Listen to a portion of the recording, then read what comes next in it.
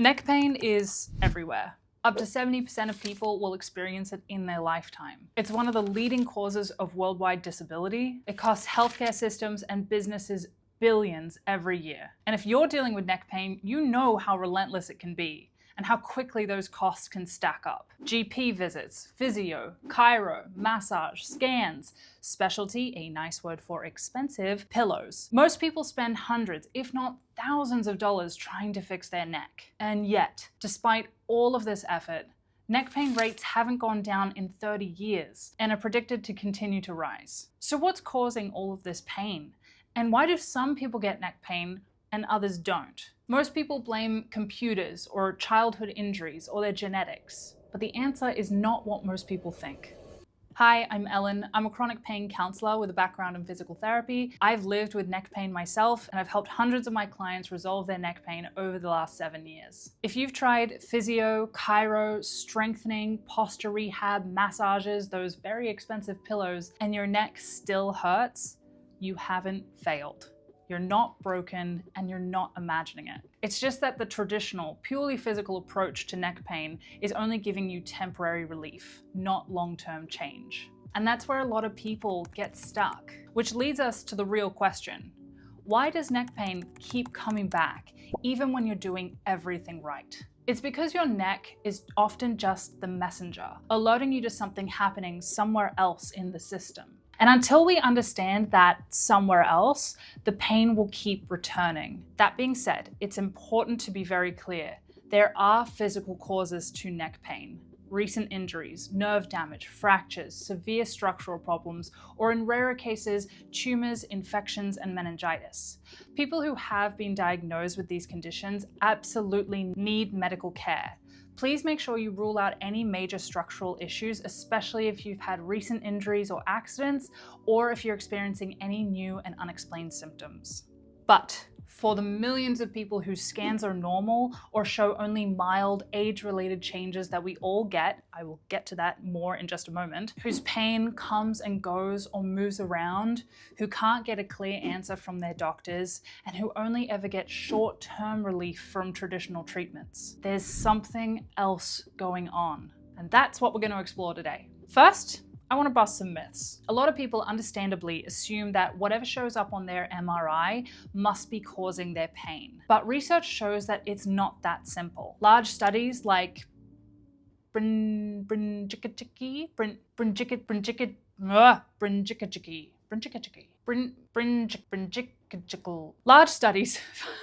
Large studies, like the one done in 2015, found that things like disc bulges and degeneration appear in huge numbers of people with no pain at all, and that people with pain can have no degeneration.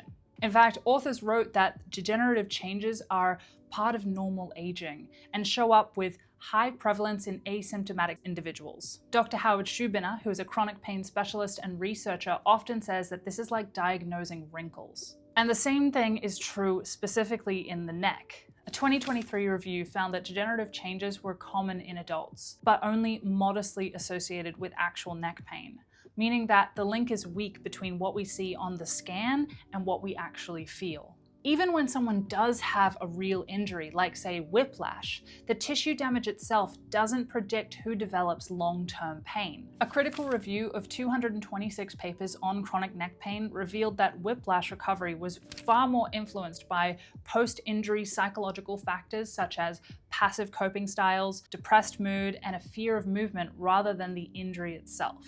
So whether your scan reveals something mild or moderate, or you had an injury years ago, evidence shows your history and your symptoms are not set in stone, and they're not a life sentence.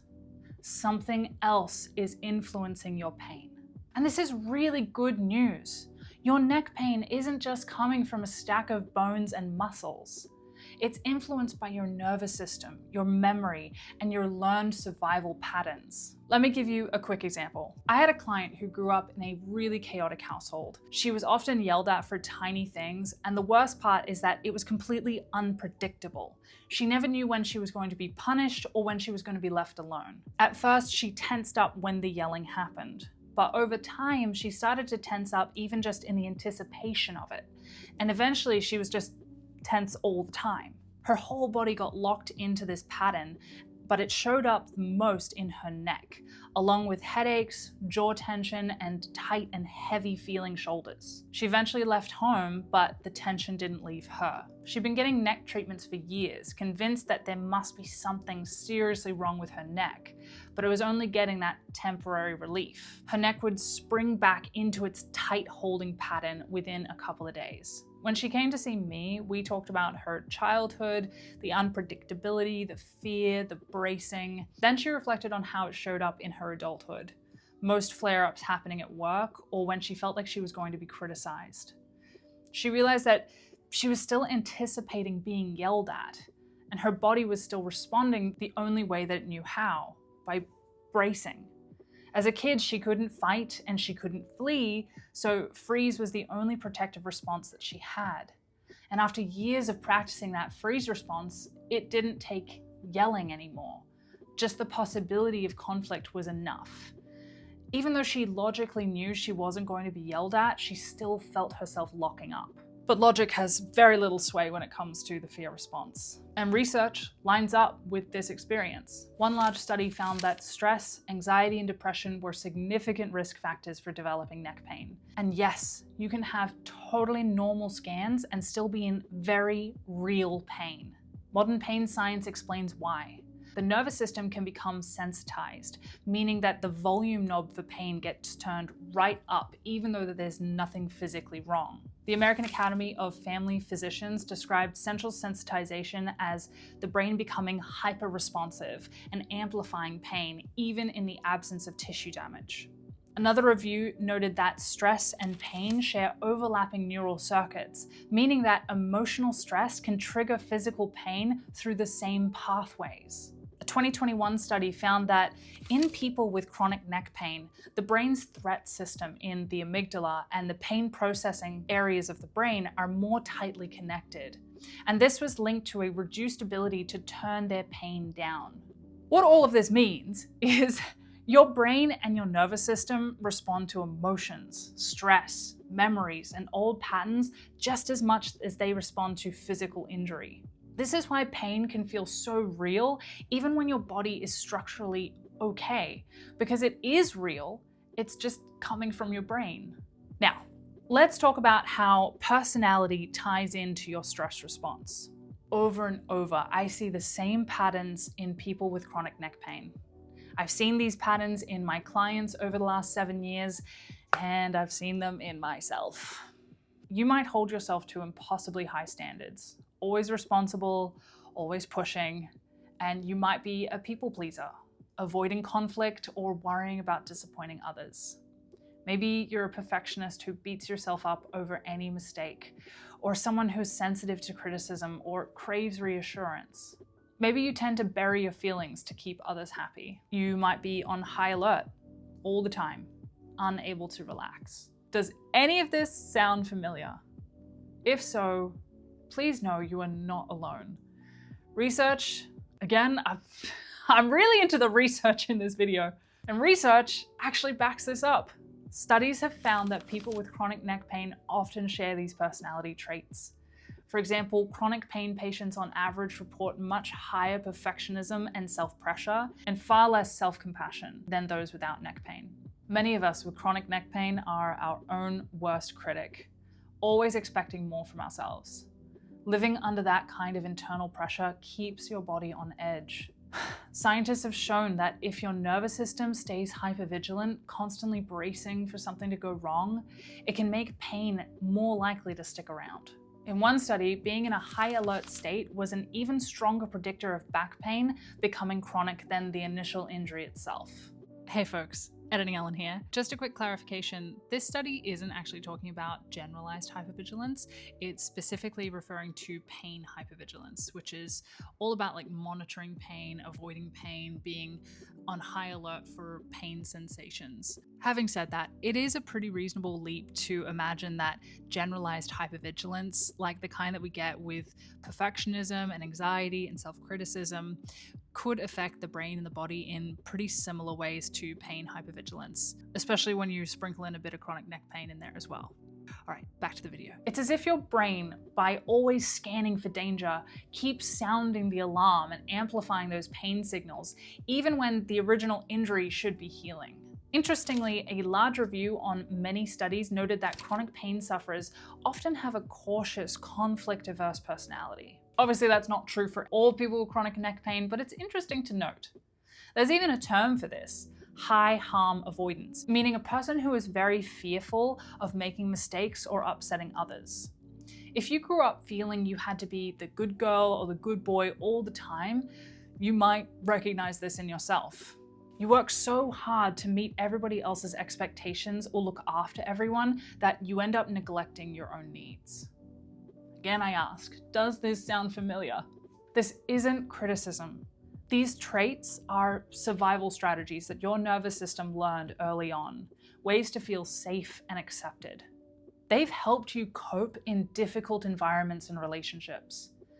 But the flip side is that living in a constant, people-pleasing, hypervigilant state keeps your stress response stuck. Your muscles stay tense, your mind never truly gets to rest, and your body never gets to fully relax, including your neck. The encouraging news is that what is learned can be unlearned.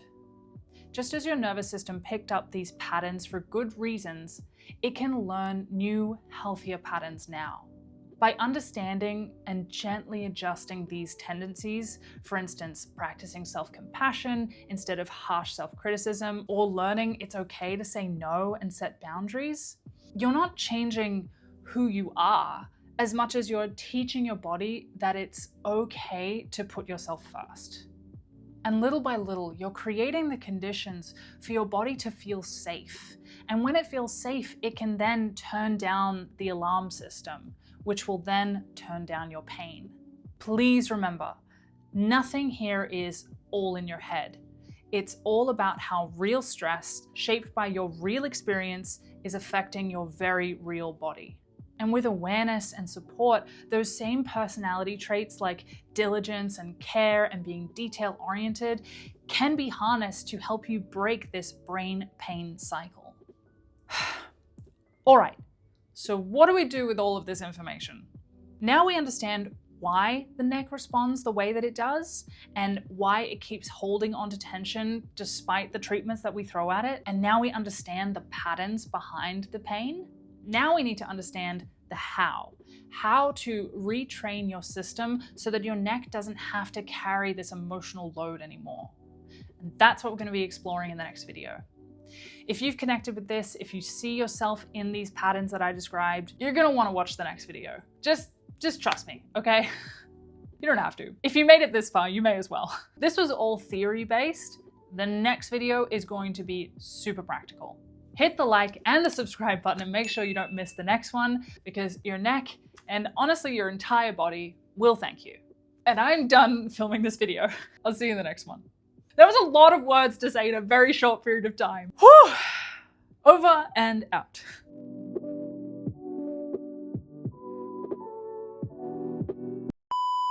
Yes! Man, that took a long time to put together.